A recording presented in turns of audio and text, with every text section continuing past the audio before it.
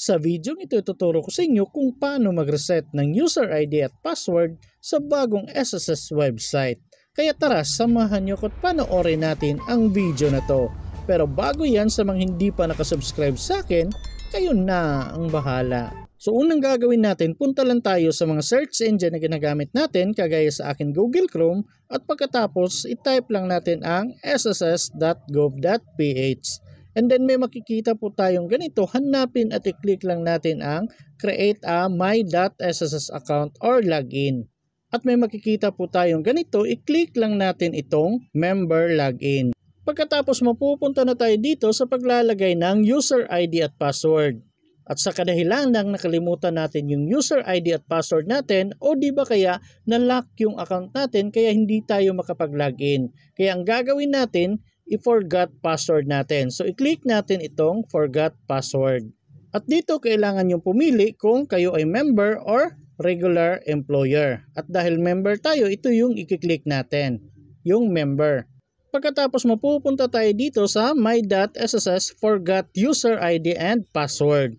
So kung meron kayong security questions na lagay dati guys nung gumawa kayo ng SSS account online, ganito po yung lalabas. May dalawang option kayo. Yung multi-factor authentication at yung isa is security questions. So para sa mga security questions guys, ito muna yung uunahin nating ipakita sa inyo. And later, ipapakita ko din sa inyo itong multi-factor authentication. So sa ngayon, i-click muna natin itong security questions. So pagka-click natin yan, automatic pong lalabas itong next. So i-click lang natin ito.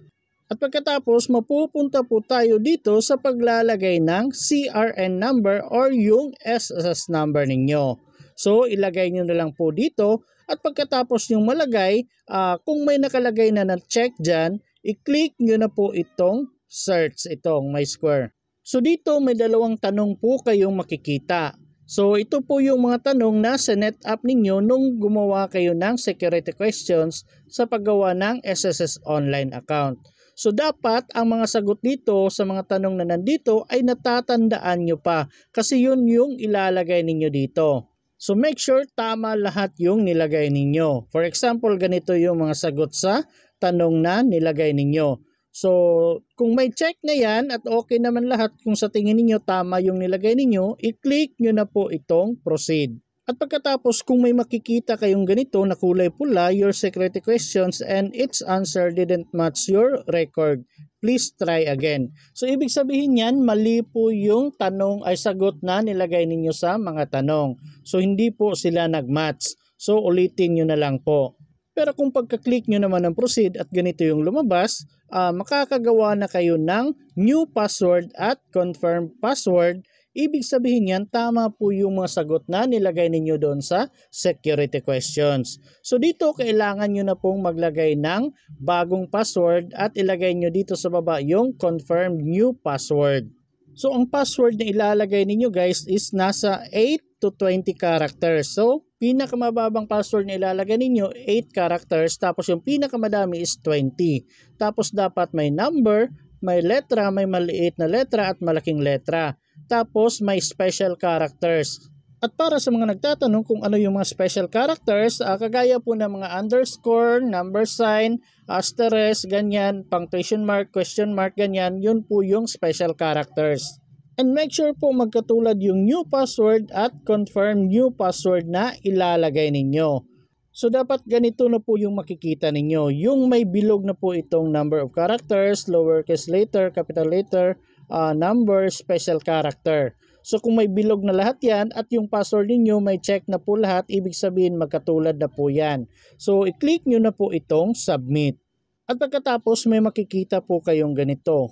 Are you sure you're about to change your password? So i-click nyo na lang po itong yes. At pagkatapos may makikita po kayong ganito. Your password has been updated successfully. You may now log into your account. So successful na daw yung pag-change niyo ng password. Pwede nyo na pong i-click itong back to login. So ganun lang po kadali mag-forgot ng password at mapapalitan nyo na po yung password ninyo. So ngayon punta naman tayo dito sa pangalawa. For example, wala kayo ng security questions na set up. So ngayon, puntahan natin yung multi-factor authenticator. So i-click natin itong forgot password. So ganun pa rin, i-click natin itong member. So mapupunta ulit tayo dito. At dahil sa gusto nating multi-factor authenticator yung gagamitin natin, i-click lang natin ito. At pagkatapos, i-click natin ang next. At pagkatapos, mapupunta ulit tayo dito sa paglalagay ng CRN or SSS number. So ilagay lang po natin dyan. Pagkatapos, kung may check na dito yung SSS number ninyo, i-click nyo na po ang proceed. At pagkatapos, kung ganito yung lumabas, kindly visit the nearest SSS branch to update your contact details as soon as possible.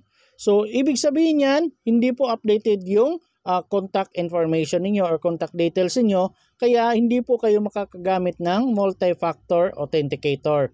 So yung security questions talaga yung pag-asa ninyo kapag ganito yung lumabas. Pero kung nakaproceed naman kayo at may nakita kayong ganito, choose authentication. So kailangan yung i-click ito. Pagkatapos may makikita tayong pagpipilian dito. Kasi sa akin guys, baka nagtaka kayo, merong time-based one-time password na nakalagay. Kung sa inyo yan, baka one-time PIN through SMS lang yung nakalagay dyan. Kasi sa akin, ginawan ko na po ng time-based one-time password yung SSS account ko. Kaya ganito po yung lumabas.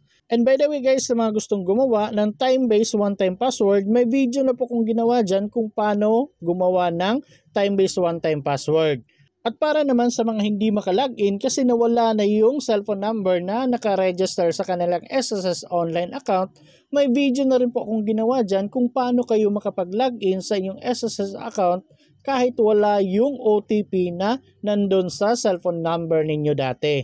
Ilalagay ko na lang po yung link sa description box para hindi na kayo mahirapang maghanap. So balik na tayo dito. So dati guys, tatlo talaga to. May Gmail pa yan. Mag-email si SSS sa inyo. Pero ngayon wala na talaga. One-time PIN through SMS na lang. Kaya itry natin itong one-time PIN through SMS.